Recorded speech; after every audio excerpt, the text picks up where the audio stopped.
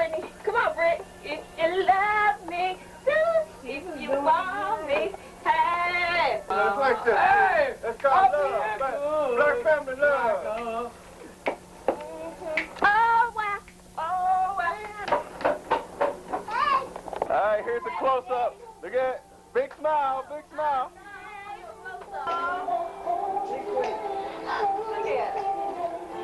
Got that gold chain. No Wave your hand. Bye-bye. All right. So the VHS tape that you all just saw is actually back from 1996 on Memorial Day. I didn't even know that I had this tape until I went back home and I went through some old boxes my dad had cleaned up, and I saw a bunch of photos and I found this tape. And I had always wanted to document my family. I had always wanted to do, in 2020 I had planned to do some films on my family, and so to find this tape was so special and so important to me because it is the only thing that I have of my grandmother from that time. She passed when I was 10, and outside of photos I really didn't have anything else. And so to be able to see her dance and hear her voice, it takes on a whole different level than what photos I felt like could ever give me. And so that's really what sparked this topic for today. And I feel like we don't talk about it as much because we just talk about creating and doing all of this for clients and having fun. But I think it's so important, especially during these times, that I'm realizing that it is so important to document your family. It's so important to document yourself. It is just, in general, it's so important to document as a filmmaker. And a couple of reasons why I feel that way is because, one, I feel like documenting, it creates evolution, it shows growth, and it shows change. And I think that's important just in society because had we not have documentation of what was, then we wouldn't know what it is now. We wouldn't know about the present if we didn't have the past. We wouldn't understand the correlation of things. And so that's one of the biggest reasons why I feel like it's so important to document. Another reason why I feel like it's so important to document is because I feel like it humbles you. It allows you to see kind of where you grew up and like what, how your environment played a part in who you are. I always wanted to go back home and document my family anyways. 2020 didn't allow that because of COVID, but that is still one of my plans, is to go and create two documentaries on my family. And because I know that the more I learn about my family, the more I learn about myself. And it's so important to do so because we lose people on a daily basis. And so if I don't document now, I might not have that information to even be able to pass on to the next generation. And so documentation allows for generational history and context that can stay with you and your family for however long, right? We don't want to lose that kind of information because it's so important. Documentation celebrates you and who you are. What if, one day you become the legacy that you always wanted to become and someone wants to do a documentary on you? They're gonna want this valuable information, right? And so if we don't remember to document ourselves and our family and just us, then I feel like we're doing ourselves a disservice. And the last reason why I feel like it's so important to document is for truth, right? So no one can lie about your truth. And you have this evidence, you have this information that it has a timestamp on it that allows you to just show your truth. And so I'm super excited to have these memories. I'm super excited that my uncle was able to find it important to document back then, so that 21 years later I was able to find this tape and see it and digitize it. So now as we progress in technology and in society, I can show my niece and my niece can show my kids, and we have this that can continue to be in our family, and that is priceless, honestly. And I think we take a lot of that for granted. And so today I just kind of wanted to start the new year off just with everything going on, to remember to document is so important. And so basically I went back home for the holidays, and because 2020 stopped my plans from documenting my family, going to Tennessee and things like that, I decided to document my childhood.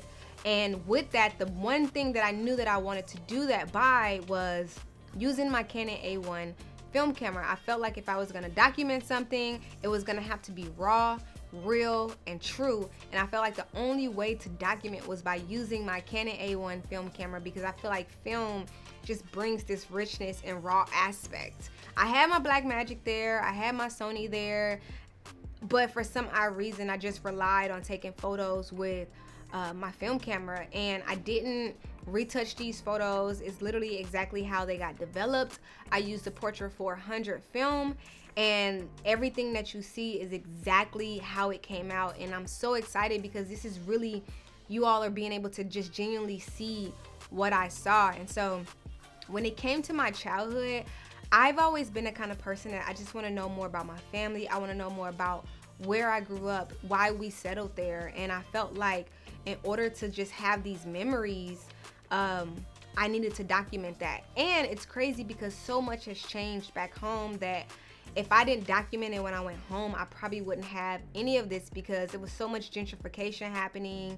It was so much change, whether it was good change or bad change, that, you know, I just needed to kind of put a pause on the movement to be able to kind of like sit and develop these memories that I had. And so I kind of just wanted to share some photos with you all and just kind of like what it meant for me, and hopefully you guys can take something back to want to do this for yourselves. So as I decided to document my childhood, the first thing I wanted to do was go to all the houses of where I stayed. So I lived in Pagedale, which is a subdivision or a city in St. Louis. And I lived in about 4 houses within Pagedale. Don't ask why, my family just loved the area, I guess. And the first house is crazy because I have no memories from there because my mom was pregnant with me there, but the house was still standing. And it's crazy because I actually lived down the street from my grandmother's house. Pretty much every house that I moved to in Pagedale, I lived down the street from one of my grandmothers. So I guess they just wanted our family to be close. But this little baby house is still there. And if you think about it, me being 31 years old now, this is what, over 31 years of a house that is still standing. Even though no one lives there, even though it looks run down, being able to just take a picture of this house to be able to potentially show my kids of, this is the house that, you know, my mom was pregnant with me here at this house. And to be able to have that, it was just so humbling. And then I went to the second house and it's no longer there. And that's where I actually have a lot of my memories, because that's where I celebrated my 4th birthday, and I had some of my first best friends there, and that house no longer is there for me to even take a picture of. And so all I have are the memories. And then, you know, I decided to go to the 3rd house. I told you guys we lived in 4 houses, and the 3rd house is still there. It still looks the same besides the bars on the window. But that house is where I was in, you know, I went to elementary school and middle school, and it was just a house where I developed some of my close friends, and I got to learn about who I was as I was growing. And even on that whole street, it looked so different. Like, it felt so cold. It didn't feel welcoming like it used to be when we were kids, right? And I think that's one thing about documentation, is that you see the change, because even though I didn't have documentation from when I was a kid, I had memories. And so to see the difference now of, like, they tore a lot of houses down. A lot of people don't live there that used to be there. And so it just looks and feels so different. And the cool thing was that I actually, as I was taking the pictures of my grandmother's house, because my dad still owns the house, I ran into a man who was still living in the same house, sitting on the porch like he always did, even when I was a kid. And we got to talk and chat about the difference and the evolution and the change on the street. And it really just brought tears to my eyes, because it's like, man, like, it's just so much that happens that we don't consider to just sit and think about the everyday life, right? And he allowed me to take a picture of him, and it felt so good to have a little piece of my childhood still there, to where he can help me with memories and things like that. Even though there's a lot of change, there's still some things that stayed the same, and it kind of comforts you. And so I thought that was really cool, because there is a lot of gentrification happening around the area, and who knows, in the next 5 years it may change again. And so to be able to document at least what it is now, really warmed my heart, honestly. I got to still take a picture of the corner store that we used to walk to, and the church where we used to do extracurricular activities. And, you know, I got to take a picture of the beauty supply that is still there that we used to go to as kids. And then I decided to go and take pictures of my schools. So I think what really hit me was my elementary school. Now, I don't expect for these things to still be here 31 years later or 21 years later or however long, but to see that this was a full school and the only thing that is still standing are the steps. They're about to turn these into townhomes. Like, the reason why it hit me was because this is not only a historical moment for me, or, you know, this documenting isn't just for me, but generations, because I went there, my sisters went there, my aunt went there, and my dad went there, his older sister went there. So we have generations of lost documentation, right? And so luckily we do have the internet, because I was able to go on there and see a picture of how it looked and then still take a picture of what it is. But Lord, like, it's just crazy how much things can change and we lose it within an instant. And so seeing that kind of was just like, wow, we definitely need to start documenting these things. And my middle school as well, gone, right? So I had to go online for that as well, but to just see how it was no longer there, it was just crazy. It was a huge middle school. The good thing is that my high school is still there and it is still very much active, but I also took a picture of my daycare. I literally remembered the daycare that I went to, and it is so run down, and it just, man, when I was seeing all these places, I instantly thought about the Titanic. When they first went, everything was beautiful, right? And then when you get to the end of the movie, like the very end of the movie, they do a walkthrough, right, with the camera, and you just kind of see all the rundown and how they make it look beautiful again. And that's kind of how I felt as I was going through and taking these photos. I was remembering how it looked back then, of it being so beautiful. And then I think for me, even though things were run down and things are no longer there, it really gave me a sense of where I came from. And although it may not look beautiful now, it was beautiful then, and it made me a beautiful person. So somewhere in that, I'm thankful and I'm grateful and I'm honored to have been able to grow up there and document a place of where I grew up. So in 2020, I just basically came to say, I want you all to remember this one thing, that your everyday is beautiful. Every day you're given the opportunity to document. Every day you're given the opportunity to learn more about yourself, learn more about your family, what made you you. Like, learn so much about society and life. And it's all because of documenting and documentation.